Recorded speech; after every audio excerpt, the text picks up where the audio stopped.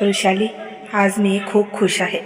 Finally आपल्या दोघांचं स्वप्न काही दिवसात पूर्ण होईल आणि आपण 7 जन्मासाठी लग्नाच्या पवित्र बंधनात बांधले जाऊ. ऋत्विक तिच्याकडे प्रेमाने बघत बोलला. तसा वृषालीनेही त्याच्या हातावर हात ठेवला. दोघांचा साखरपुडा होता आज. आईवडिलांच्या मैत्रीतून लहान असताना दोघांची मैत्री झाली आणि ती कधी प्रेमात बदलली त्यांनाही कळलं नाही. मोठा झाल्यावर ऋत्विक विदेशात शिकायला गेला तर वृषालीने इथे शिक्षण घेतलं आणि दोघेही आपापल्या वडिलांचा बिझनेस सांभाळू लागले. कारण दोघेही आपापल्या वडिलांचे एकुलते एक मुलं होते. दोघांचंही लग्नाचं वय झालं होतं. त्यामुळे त्यांनी आपापल्या घरी त्यांच्या नात्याबद्दल सांगितलं आणि घरचेही हे ऐकून खुश झाले. कारण त्यांच्या मैत्रीला नात्यात बदलण्याचा विचार त्यांचाही होता.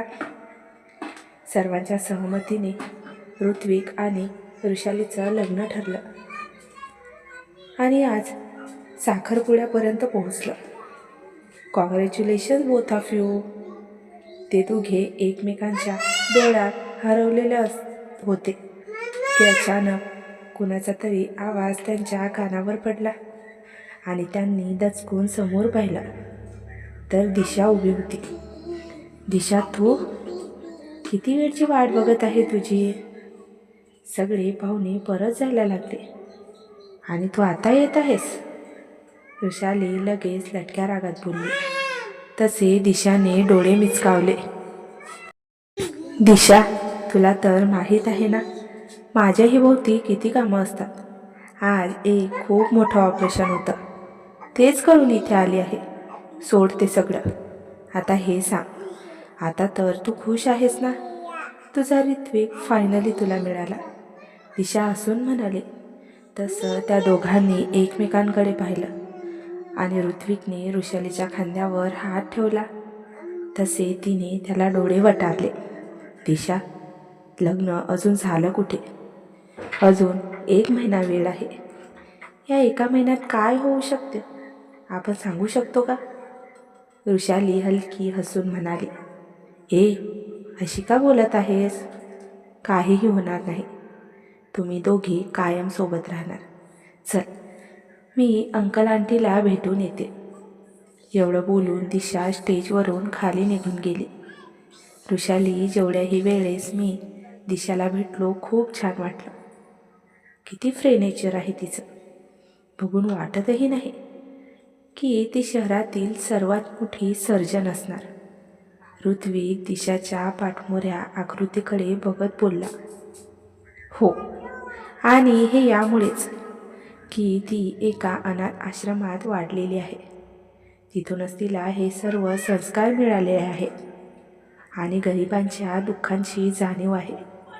दिशा आणि माझी भेट पहिल्यांदा कॉलेजमध्ये झाली होती, जिथे ती स्कॉलरशिपमधून ॲडमिशन घेऊन आली होती. ती अनाथ आश्रमातून आलेली आहे हे कळल्यानंतर कुणीही तिच्यासोबत मैत्री करत नव्हतं. पण मी मात्र तिचा प्रेमळ स्वभाव बघून तिच्यासोबत मैत्री केली आणि याचं आज खरंच मला गर्व वाटते. वृषाली बोलली. हळूहळू साखरपुड्यातील सगळे पाहुणे निघून गेले आणि दिशा घरी निघण्यापूर्वी शेवटची भेट घ्यायला या दोघांजवळ आले. वृषाली, काहीही बोल, पण जेवण खरंच खूपच छान झालं आहे. लग्नातही अशी सोय असायला हवी बरं का. चला, निघते मी आता. सरळ लग्नात भेटू. दिशा म्हणाली. लग्नात नाही, माझ्यासोबत लग्नाच्या शॉपिंगला यायचं आहे तुला आणि लग्नाच्या 4 दिवसाआधीच घरी यायचं आहे, कळलं. नाही तर मी लग्न मंडपात बसणारच नाही. वृषाली बोलली. तिच्यावरचा राग तू लग्न मंडपात न बसून माझ्यावर का काढणार. दिशा, आता तर तुला आधीच यावं लागेल, नाहीतर मलाच माझ्या बायकोपासून मुकावं लागेल. ऋत्विक हसून म्हणाला. तशा ह्या दोघी खडखडून हसल्या. ठीक आहे बाबा, येईल मी. निघू आता. एवढं बोलून दिशा निघून गेली आणि हे दोघे पुन्हा एकमेकांच्या डोळ्यात हरवले. शेवटी 1 महिना निघून गेला आणि ऋत्विक आणि वृषालीच्या लग्नाचा दिवसही उजाडला. दोघेही आज खूपच खुश होते. ऋत्विक व्हाईट शेरवानीमध्ये लग्नमंडपात बसलेला होता. समोर भटजी मंत्रपठण करत होते. वधूला बोलवा. शेवटी त्यांनी बोलावणं केलं आणि वृषालीची आई तिला आणायला तिच्या रूममध्ये गेली. इथे ऋत्विक आता आतुरतेने त्याच्या होणाऱ्या नवरीची म्हणजेच वृषालीची वाट पाहू लागला. तेवढ्या 2 मिनिटातच वृषालीची आई तिला खाली घेऊन आली.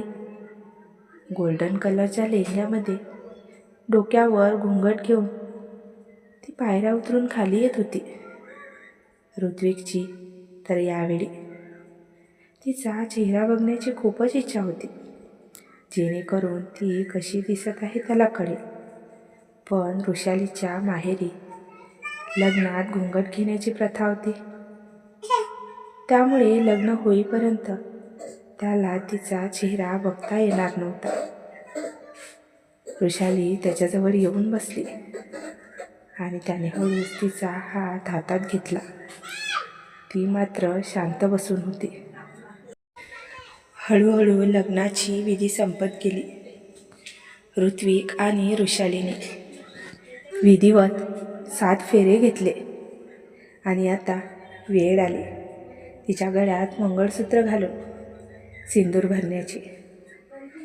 भटजींनी ऋत्विकला तिच्या गळ्यात मंगळसूत्र घालण्यास सांगितले आणि नंतर तिच्या भांगात सिंदूर भरण्यास सांगितले.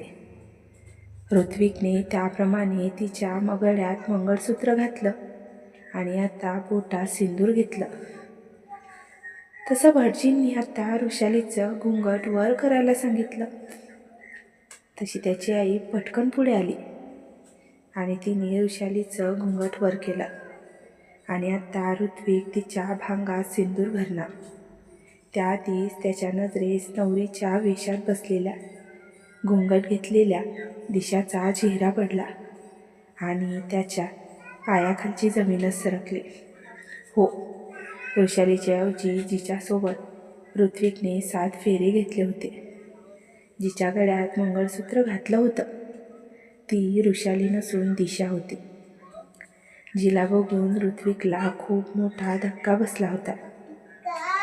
तिथे उभ्या असणाऱ्या बाकी सगळ्यांची सुद्धा नजर आता नवऱ्याच्या वेशात असणाऱ्या दिशावर पडली आणि तेही चकित झाले. इथे ऋत्विकने हातातील सिंदूर खाली टाकलं आणि उठून उभा राहिला. दिशा, तू इथे काय करते? आणि वृषाली कुठे आहे? त्याने रागातच विचारले.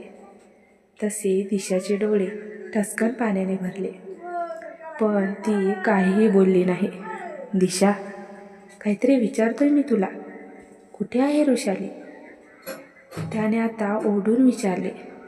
तशी दिशा घाबरली आणि ती सुद्धा आता उठून उभी राहिली. ते वृषाली तिच्या रूममध्ये आहे आणि तिनेच मला इथे तिच्या जागेवर पाठवलं, ती हुंदके देतच म्हणाली. तसे ऋत्विकसोबत बाकी सगळ्यांचे सुद्धा डोळे आश्चर्याने मोठे झाले. तो आता काहीही बोलला नाही आणि सरळ ताडताड पावलं टाकत वृषालीच्या रूममध्ये पोहोचला, जिथे वृषाली शांत बेडवर बसलेली होती. वृषाली, काय आहे हे सगळं? तुझ्याऐवजी खाली दिशा का बसलेली होती? आणि ती तर बोलत होती की तूच तिला तिथे पाठवलं. मला सत्य जाणून घ्यायचं आहे वृषाली, हे सगळं खोटं आहे ना? दिशाने तुला इथे थांबवून ती जाणून तुझ्या जागी आली आहे ना? ऋत्विकने थोडं रागातच विचारले. तसा वृषालीने एक उसासा सोडला. नाही ऋत्विक, दिशा जे काही बोलत होती ते खरं आहे. मीच तिला माझ्याऐवजी पाठवलं आहे, कारण मला तुझ्यासोबत लग्न नाही करायचं. वृषाली त्याच्याकडे न बघताच म्हणाली. तसे ऋत्विकचे डोळेच विस्फारले. काय? पण का वृषाली? का केलं तू असं? किती प्रेम करतो आपण दोघे एकमेकांवर आणि किती खुश होतो आपण या लग्नाने. मग वेळेवर असं काय झालं की तू त्या दिशाला तुझ्याऐवजी मंडपात पाठवलं? त्याने अजूनही थोडं रागातच विचारले. तशी वृषालीने त्याच्याकडे पाठ फिरवली. कारण मला सत्याची जाणीव झाली होती ऋत्विक. लहानपणापासून तुझ्याकडे होणाऱ्या आकर्षणालाच मी प्रेम समजत होती. पण आज ऐन लग्नाच्या वेळी मला कळलं की तुझ्यासोबत लग्न करून मी खुश नाही राहू शकत.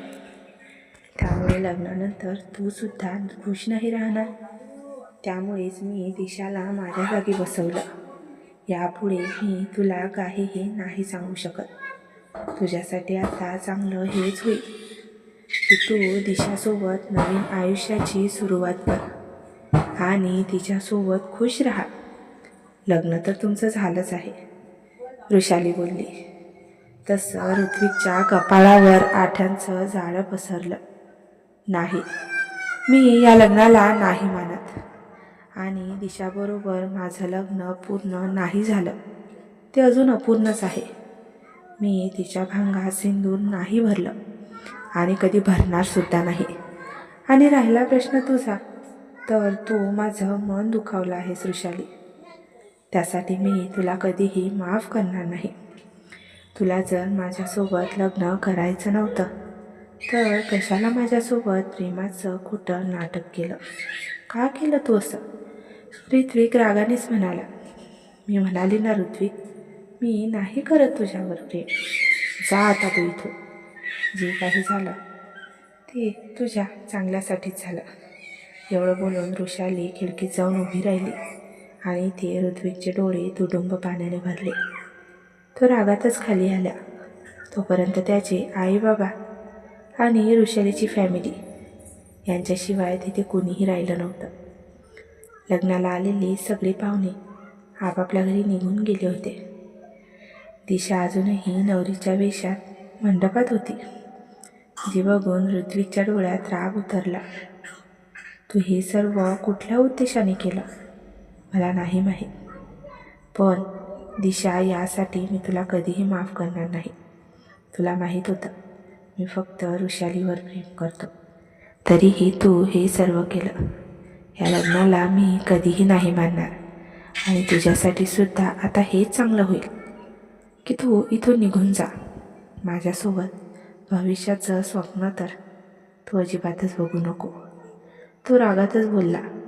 तसे दिशेच्या डोळ्यातून घळाघळा अश्रू वाहू लागले. ऋत्विक, हे काय बोलत आहेस बाळा? दिशा आता तुझी बायको आहे आणि हे सत्य तू नाही बदलू शकत. तिच्यासोबत 7 फेरे घेतले आहेस तू. मंगळसूत्र घातलं आहेस तिच्या गळ्यात. फक्त तेवढं सिंदूर भरायचं राहिलं आहे.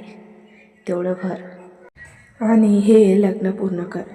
वृषालीने जे काही केलं त्यामुळे तू दुखावला असशील माहीत आहे आम्हाला, पण नशिबात लिहिलेलं कुणीही नाही बदलू शकत. त्यामुळे झालं गेलं सर्व विसर आणि दिशाला तुझी बायको म्हणून स्वीकार कर. त्याची आई त्याला समजावत म्हणाली. नाही आई, मी या लग्नाला कधीही मानणार नाही आणि एवढं सगळं झाल्यावर मी दिशाच्या भांगात सिंदूर भरेल हा विचार तर तू मनात सुद्धा आणू नको. एवढं बोलून रागानेच ऋत्विक घरी निघून गेला आणि ती दिशा तिथेच खाली कोसळली. दिशा बाळा, सांभाळ स्वतःला. ऋत्विक यावेळी रागात आहे, त्यामुळे असं बोलत आहे. त्याने जरी तुला पत्नी म्हणून स्वीकारलं नाही तरीही आम्ही दोघांनी मात्र तुला सून म्हणून स्वीकारलं आहे. त्यामुळे आम्ही तुला घरीसुद्धा घेऊन जाणार आहोत आणि तुलासुद्धा आता पूर्ण मनापासून हे नातं जपावं लागणार आहे. ऋत्विकला तुझं बनवावं लागणार आहे आणि आम्हाला खात्री आहे तू तुझ्या प्रेमाने एक ना एक दिवस ऋत्विकला तुझं नक्कीच बनवशील. त्याची आई आता खचलेल्या दिशाला सावरत म्हणाली. इकडे ऋत्विक घरी जाण्यासाठी निघाला होता, पण आज जे काही झालं त्यामुळे तो मनातून पूर्णपणे खचून गेला होता. वृषालीच्या धोक्यामुळे आज त्याला खूप वेदना झाल्या होत्या आणि त्यामुळेच त्याची घरी जाण्याची सुद्धा इच्छा नव्हती. त्यामुळे रात्रीच्या साधारण 11 वाजता तो घरी पोहोचला. तोपर्यंत घरात सगळीकडे सामसूम वातावरण झालं होतं. ते बघून तो सरळ त्याच्या रूममध्ये निघून गेला आणि तिथे जाऊन बघतो तर काय, त्याचा बेड पूर्णपणे फुलांनी सजवलेला होता आणि त्यावर नवरीच्या वेशात दिशा बसलेली होती. जे बघून ऋत्विकचा पारा आणखीच चढला. तू इथे काय करते? तुझी हिंमत कशी झाली माझ्या रूममध्ये येण्याची? त्या लग्नमंडपातच तुला म्हणालो होतो ना मी, तुला कधीही बायको म्हणून स्वीकारणार नाही. तो तिच्या जवळ जाऊन रागानेच म्हणाला. तशी दिशा बेडवरून उठून उभी राहिली. तू जरीही मला बायको म्हणून स्वीकारलं नाही तरी आपण दोघे आता नवरा बायको आहोत, हे सत्य कधीही नाही बदलू शकत ऋत्विक. आपल्या दोघांचं लग्न ज्या परिस्थितीत झालं त्यामुळे तुझं नाराज होणं साहजिक आहे, पण तू आपल्या लग्नाचं सत्य नाही नाकारू शकत आणि मी सुद्धा पूर्ण मनापासून या लग्नाला स्वीकारलं आहे. त्यामुळे तू काहीही बोलला तरीही मी या रूममधून आणि या घरातून कुठेही जाणार नाही, कारण जेवढी ही रूम तुझी आहे तेवढाच याच्यावर आता माझासुद्धा हक्क आहे. आपल्या नात्याला थोडा वेळ देण्याची गरज आहे, ते मलासुद्धा माहीत आहे. त्यामुळे जोपर्यंत तू मला बायको म्हणून स्वीकारशील नाही तोपर्यंत मी या सोफ्यावरच झोपेल. एवढं बोलून दिशा सोफ्यावर जाऊन बसली. ऋत्विक थोडा वेळ तिला बघतच राहिला आणि नंतर तो सुद्धा बेडवर आडवा झाला. आता दोघांनीही डोळे मिटले होते, पण त्यांच्या मनात विचारांचं वादळ उठलं होतं. जर वृषालीने मला फोर्स केला नसता तर मी कधीही तुझ्यासोबत लग्न केलं नसतं ऋत्विक, पण मी सुद्धा मजबूर होती. मला अजूनही आठवतो तो दिवस जेव्हा मी तुला पहिल्यांदा बघितलं होतं. तेव्हा विचारही केला नव्हता की एक दिवस मी तुझ्या बायकोच्या रूपात तुझ्या खोलीत असेल. तू गार्डनमध्ये कुणाची तरी वाट बघत होता आणि मी सुद्धा तिथे वृषालीची वाट बघत उभी होती. तेव्हा मी तुला पहिल्यांदा बघितलं आणि पहिल्याच नजरेत तुझ्या प्रेमात पडले. तुझा तो निरागस चेहरा, तुझी पर्सनॅलिटी बघून तुझ्यावरच माझी नजर हटण्याची नावच घेत नव्हती. तेवढ्यात वृषाली तिथे पोहोचली आणि मी भानावर आली. अरे दिशा, तू तर माझ्या आधीच इथे येऊन बसली. माझ्या ऋत्विकला भेटण्याची एवढी घाई झाली होती तुला? वृषालीने भुवया उंचावून विचारले. हो, कशी नाही होणार. तू कौतुकच तेवढं केलं आहेस त्याचं. चल आता पटकन बोलाव तुझ्या ऋत्विकला. कुठे आहे तो तर? दिशाही हसून म्हणाली. अरे कुठे काय, तो बघ तुझ्या समोरच उभा आहे. एवढं बोलून वृषालीने ऋत्विकला हाक मारली आणि तोच व्यक्ती त्यांच्याजवळ आला, ज्याला बघून थोड्या वेळापूर्वी दिशा भान हरपली होती. त्याला बघून मी खूपच शॉक झाले आणि माझ्या हृदयाचे तुकडे तुकडे झाले. पण वृषालीला आणि तुला सोबत बघून मी माझ्या सर्व इच्छांना, भावनांना आतच दाबलं.